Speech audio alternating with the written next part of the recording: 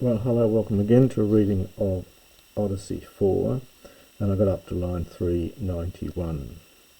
And so at this stage, the daughter of the old man at the sea, Eidothea, has met up with Melenaus. She's taken pity on him, and she offers him some advice on how he can get her father, the old man of the sea, to give him information as to how he might get off the island where he's trapped, and then as to how he will go upon the fishy sea. So, kai de ke toi epe syndia trefes I ke el thesesta. And he would speak to you, you who are nourished by Zeus, if you wish. So the second person here, it's subjunctive after a.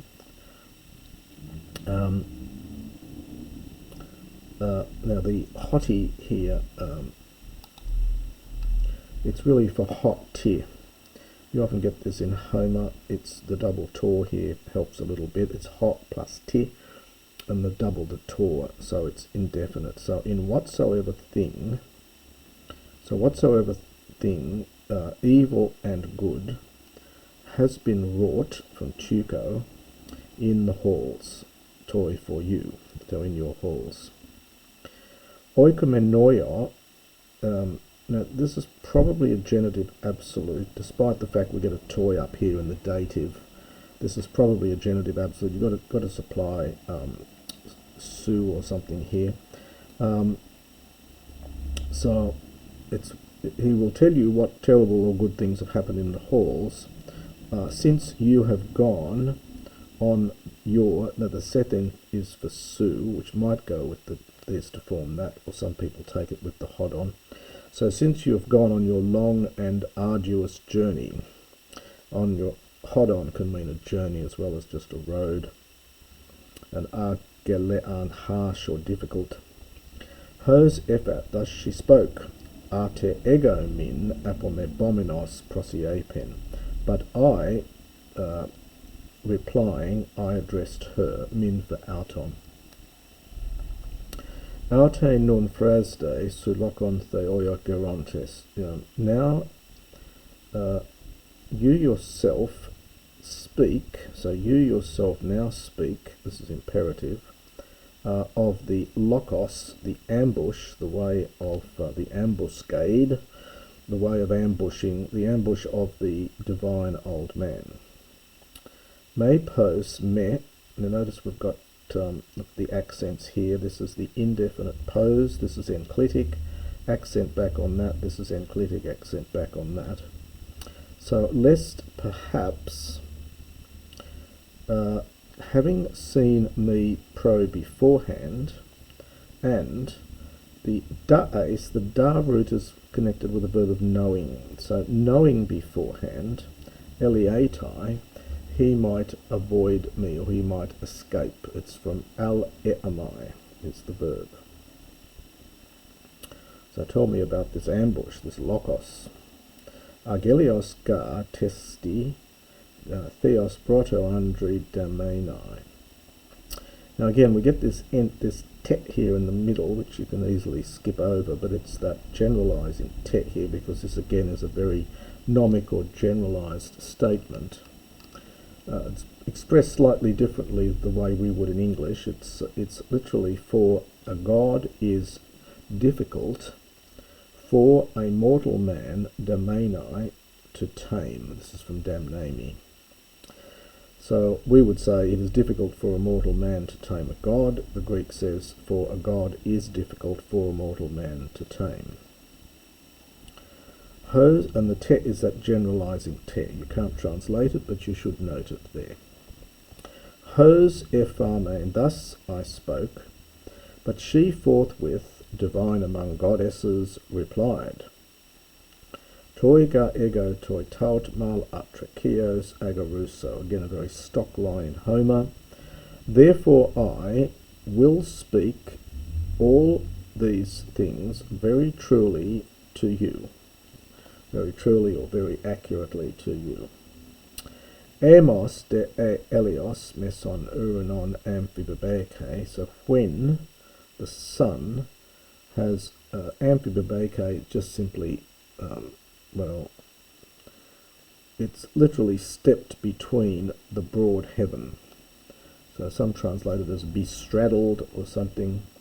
It's when the sun has gone up into the middle of the sky, and it was sort of thought of as being at the high point, and so she's stepping around each side of the Uranos. So when the sun had stepped into the middle of heaven, now Amos Tamos, so when that, then appropriately the old man, so we've had this name at Teras before, the unerring old man of the sea, Asi from Amy Iba, will come, ex halos, from the salt, literally, hence from the sea. It's a standard metonymy there, salt for the sea. And he will do so Panoye hupo zephyroia. Notice the accent on hupo, so it's referring back. So under the blast of Zephyrus, so perhaps by the blast of Zephyrus, Meline friki kalufthes. A frix is a funny word, this frix here. It means the sort of ripple on the water, the sort of ruffled surface of the water, or ripple. Kelufthes is aorist passive, so having been concealed by the black rippling water, you might say here. Ek delthone komatai hupospeci glaphoroisin. And so having come out, he sleeps under the glaphoroisi, the curved or perhaps hollow caves. The hollow cave, the hollow caves is best, I think. So having come out, he sleeps in beneath the hollow caves, amphidemin, and around him foci nepodes. Now nepodes is a word of an insecure meaning. It may be just net for nepodes, having no feet, because these are seals. The foci are the seals. So around him, generally rendered as the children, the offspring, the brood. So around him, the seals, the brood of the beautiful Halosudnes, another fairly rare word. It means it's literally the fair daughter of the sea, literally the sea-born one. This is normally an epithet of Thetis, or elsewhere an epithet of Thetis. So, and the Athroi, well, something like altogether, Hudusin, they sleep. So just to put that bit together there.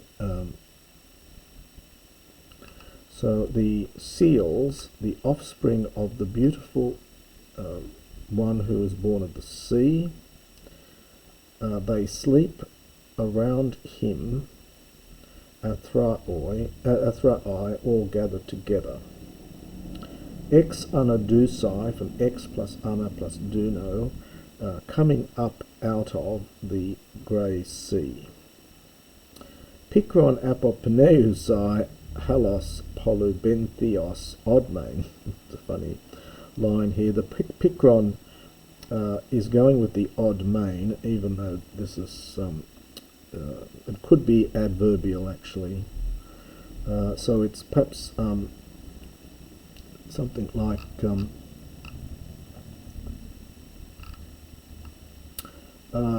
breathing forth the bitter smell, or it could be the smell, breathing forth bitterly the smell from the Polubenthus, very deep sea, Halos. So it depends whether you take pikron as a two-termination adjective, which it generally isn't, but and take it with that, or because it's neuter, you could take it adverbially. So breathing forth bitterly the smell of the very deep sea. In other words, they stank. Entha se egon agagusi aoi phenomenephin. But I, at that point, I there, gathering them together, or leading them, having led them there, at the same time as the dawn appears, I, hexase, in turn, I will sleep. Perhaps, I think it actually with the asdo, it's probably I will cause them to lie down. So I bringing them there at the and when dawn appears, I will in turn cause them to sleep. Sude, but you. Now krinastai, I think, is an imperative, is a infinitive for imperative that you often get in Homer. So you choose, and krino in the middle can mean to choose, to judge for yourself, and hence you choose well your comrades, 3 comrades. So comrades, 3 of them. Got a nice enchantment there. Who, understand, are the best for you beside the well-benched ships. From you, Selmos. Tauta de toi ereo olophoio toia gerontos. And I will speak all these things to you, all these things which are olophoia. Another fairly rare word. It has the meaning of the black arts, the destructive arts, generally used of wizards. So I will speak to you all of these black arts of, now the toya, I think, is just this, of this old man. Focus men to proton arithmese kai epesin. He will count, firstly, now the toy here is just, he will indeed count the seals, kai ap asin, this is from ap Amy Ibo, and he will go among them. But when, now this is a lovely verb here, pempasdo, it's in the middle. Pempasdo is to 5, F-I-V-E, to count in lots of 5s, and hence it just word meaning to count. So the Greeks apparently counted in lots, so 1, 2, 3, 4, 5, and then 1, 2, 3, 4, 5, so they counted in lots of 5s and then added them up at the end, or perhaps just knew that there was a certain multiple of 5 plus an extra bit. But that's the verb to count. It occurs a few times in Homer, pempasdo. So, but when he had counted all of them, and he had seen them, Eidothea, this probably will be a subjunctive, but with a short vowel after the ep ain. So when he had counted them all and he had seen them,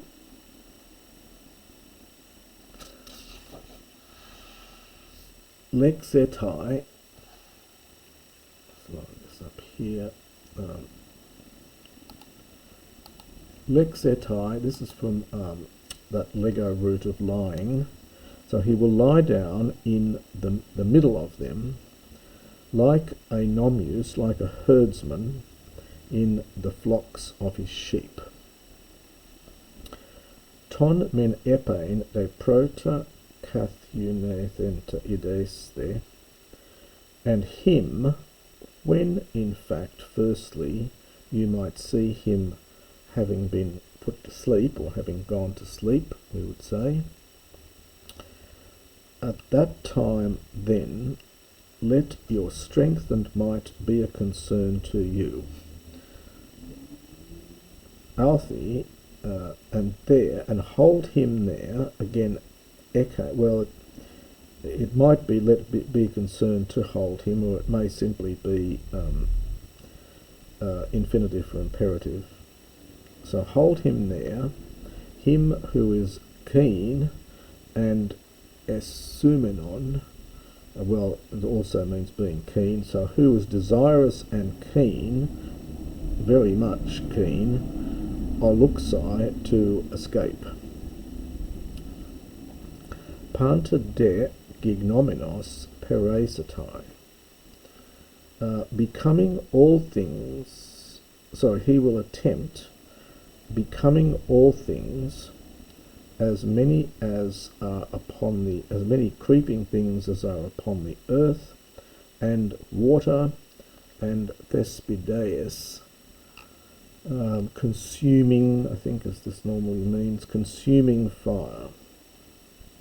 So just to do that again, so becoming, he will attempt by becoming, by turning himself into all the things, as many as are creeping things upon the earth, and water, and consuming fire. Humes de astempheos. This is an adverb meaning immovable, unflinching. And again, we get two infinitives here for imperatives. Echem ends in infinitive from echo, and pies dain infinitive. They're being used for imperatives.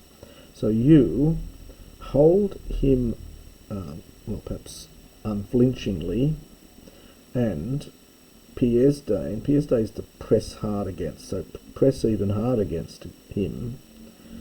But when, indeed, he himself, unerratai, he might ask you, make inquiry of you, epes in dative plural with words, and being such as you might see him, understood, when he went to sleep. In other words, he's going to change himself into all these different things, and then when you see him the way he was when you first saw him asleep, then you know that he's not going, he's safe. You're safe, is the sense of it here. And at that time, again, imperative for two. Probably this is infinitive. Sorry, two infinitives for imperative. So, hold back from your strength, and lucai, let go of the old man. O hero, this is nominative evocative. Herestai Eidothea hostis calepte, and ask him of the gods, whoever of the gods calepte is angry with you. So ask him which of the gods is angry with you, and angry with your return home, and ask him how you might go upon the fishy sea. And that is the next section of Book 4.